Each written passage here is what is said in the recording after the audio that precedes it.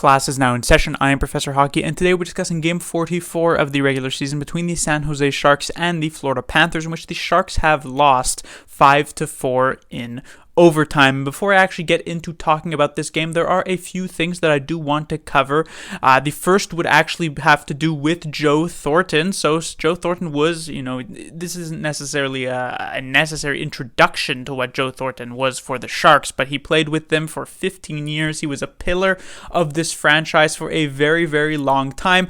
But at the end of the 1920 season, the Sharks had just missed the playoffs. It was understandable that at the age of over 40 at that point, that he would want to leave and maybe go on a more competitive team that was more on an upward trend than the Sharks, who were more on a downward trend at that time. And so he ended up signing with the Toronto Maple Leafs for the 2021 season. That was last year. However, because of the COVID situation, the Sharks never actually faced off against the Leafs last season, and so his tenure with Toronto came and went. The Sharks never played against him. This past off season, however, he signed with the Florida Panthers, and with things back to normal in the NHL, the Sharks would eventually face off against Florida, and that game came here tonight at the end of January. And finally, we see Joe Thornton in a jersey that isn't teal or white, I guess you could say.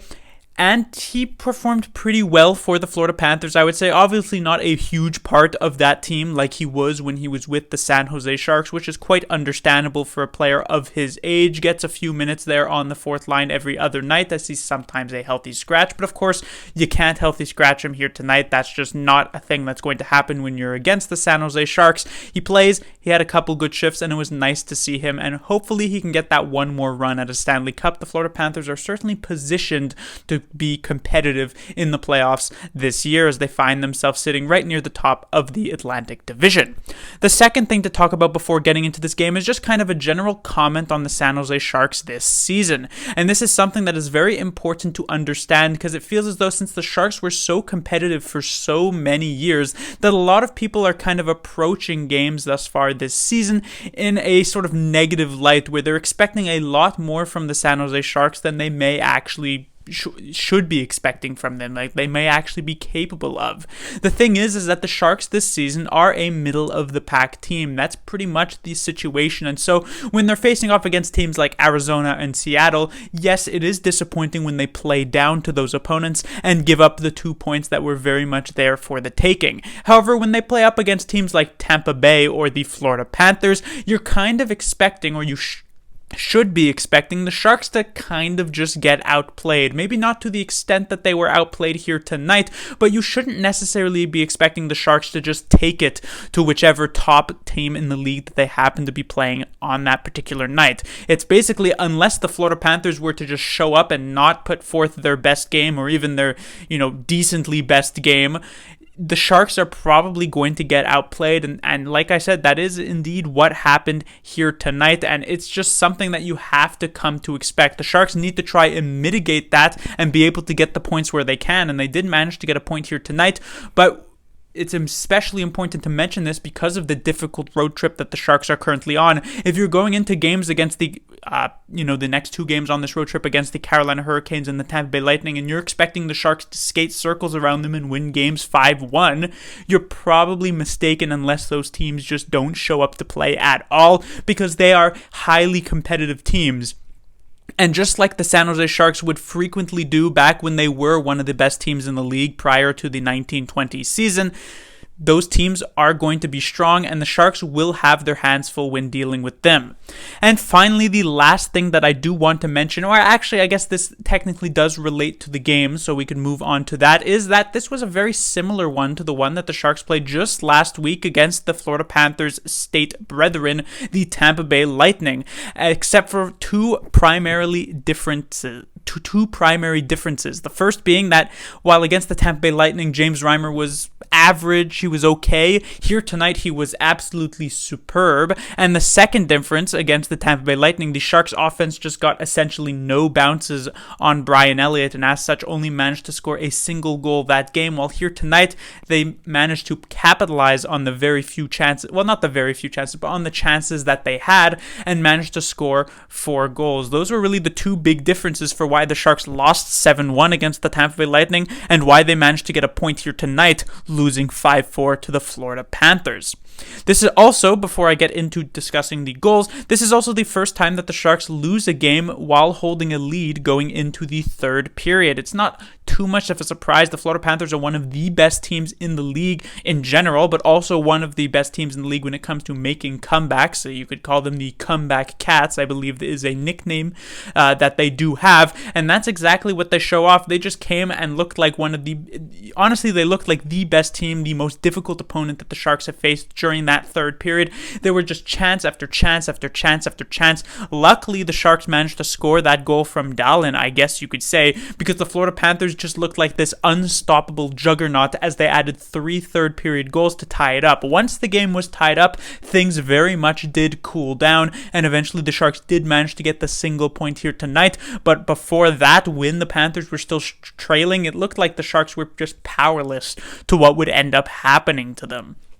But in the first period, the Sharks actually would have the lead 2-1 at the end of 20 minutes. They'd score early from Tomas Hertl and then Dallin on the power play, but Forsling in the last minute of the first period would make it 2-1. In the second, the Panthers would continue to push a ton. That was a general theme for this game, which was entirely dominated by Florida. However, the Sharks would have the only goal of that middle frame thanks to some heroics from James Reimer, and Matt Nieto would score to make it 3-1. But like I mentioned, the third period, the wheels fell off. The Florida Panthers really got going. They got some bounces as well, and we went to the overtime where the Sharks basically did not even get to touch the puck, and eventually the Panthers worked it around the offensive zone enough before an opening sort of appeared in front of them. Huberdeau feeds Bennett in front to make it 5-4 Florida. On to the players to talk about. Like I said earlier, this game was very similar to that one a week ago against the Tampa Bay Lightning, and that was a game that I kind of just dismissed as one that was a bit of a throwaway game. This one, not so much because of the fact that the Sharks were better offensively and their goaltending was strong, but it's still a situation where it's hard to say really many of these players at all had very good games. They were just kind of dominated in all facets.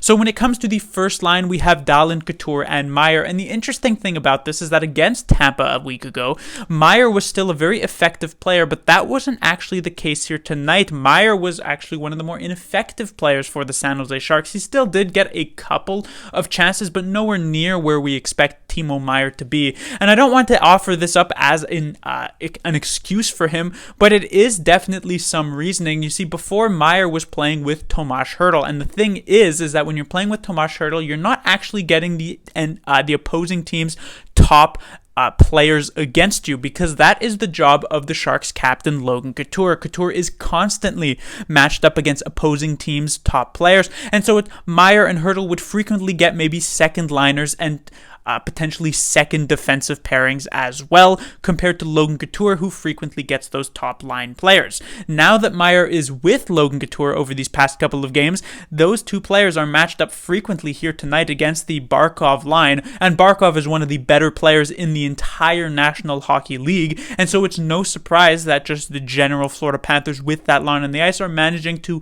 kind of skate circles around this top line for the San Jose Sharks. So it's just kind of a consequence of playing with a player like Logan Couture. This isn't necessarily to say that this is going to be a frequent thing. Once the Sharks kind of get up against lesser opponents, teams that are worse than Florida, things should probably go back to normal for Timo Meier, but just to say that it's not a huge surprise that he had a bit of an off game here tonight. On the second line, we had Hertl, Barabanov, and Balcers. Finally, Barabanov and Balcers are in the lineup at the exact same times. It felt as though that they were kind of the same player, except so we only ever got to have one of them in the lineup, but it turns out the Sharks do still have two different players there with Barabanov and Balcers. They both combine here on a line with Tomas Hertl. It was not great, I guess you could say. They did have a couple of chances, which is really the theme for the San Jose Sharks here tonight. Most of these, actually all of these lines weren't great, but got a couple of chances here or there, because while the Floridas are an extremely strong team offensively, they do give up some things on the defensive side, and the Sharks were able to take advantage of that 4 times, to be specific, here tonight. And so there were some chances for all three of these players. There was this interesting situation in the third period where Balcers ended up leaving and missing shifts with the second line because he left the bench.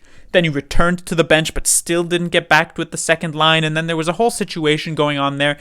Basically, the thing that I want to take away from this game is that I'd like to see a bit more from the second line. Like I said with Timo Meier, when the Sharks go up against lesser opponents than the Florida Panthers, it'll be interesting to see how this Barabanov, Hurdle, and Balcers line does.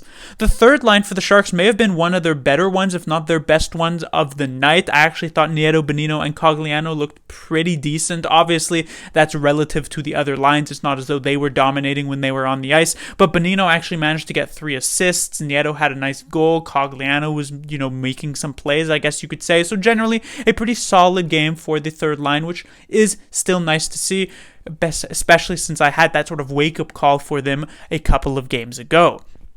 And when it comes to the fourth line, the expected demotion of Noah Gregor since the return of Balcers. Gregor gets moved down to the fourth line in place of Jeff Viel, interestingly enough, as Gadjevich and Weatherby retain their spot on the fourth line. I did not know this Weatherby even played this game. Wouldn't have been surprised if you told me he didn't, and that's basically the end of my comment there. I will say Gregor, still, even in this fourth line role, he was moved up a bit at times, especially when Balcers didn't get to play in that third period. Even in that fourth line role, still looked pretty good, which was nice to see. On to the defensive side of things, Mario Ferraro left this game very early on with an injury, only ended up playing a couple of minutes, and so we saw a couple of factors here at play for the Sharks on the defensive side of things, which you could definitely argue played a big role in how this game ended up going on the defensive side of things, especially in the third period. Brent Burns, first of all, played almost 34 minutes here tonight. Because of the injury to Erik Karlsson, there really isn't any other defenseman on this roster with Ferraro out in this game to actually play any solid amount of minutes. In fact, Jacob Megna ended up getting almost 23 minutes here tonight. He was a player who you wouldn't have even expected to see on the main Sharks roster if you talked about it earlier on, by game 1 of this season, and yet he was given a ton of time because he kind of had to be. And I will also point out that this ends up being a situation where you're maybe missing a bit of Ryan Merkley. You could say maybe Ryan Merkley in a game against a very offensively gifted team like the Florida Panthers may not have looked great, but with Ferraro ending up getting injured, you're only other player who at least somewhat leans into the offensive side of things when it comes to your defenseman is now out of the lineup, and you're really just depending on Brent Burns to drive the offense forward on the defensive side of things, because nobody else here, Shemek, Megna, Milosh, Vlasic, are actually going to be able to do that. So you do miss Ryan Merkley a bit in the lineup, and you obviously miss Erik Karlsson in the lineup as well. And so generally a pretty bad night for the Sharks defensively, but then again, how much are you really expecting Megna and Milosh and a 35 minutes and 36 or 37-year-old Brent Burns to do against such an offensive powerhouse like the Florida Panthers? On the goaltending side of things, Reimer absolutely did what he could. A week ago against the Tampa Bay Lightning, I didn't say it was Reimer's fault, but he certainly didn't do the Sharks any favors. He was okay, ended up getting pulled very understandably. Here tonight, though, Reimer did absolutely everything in his power to try and get the Sharks the 2 points, and it just didn't end up happening. He faced 50 shots here tonight.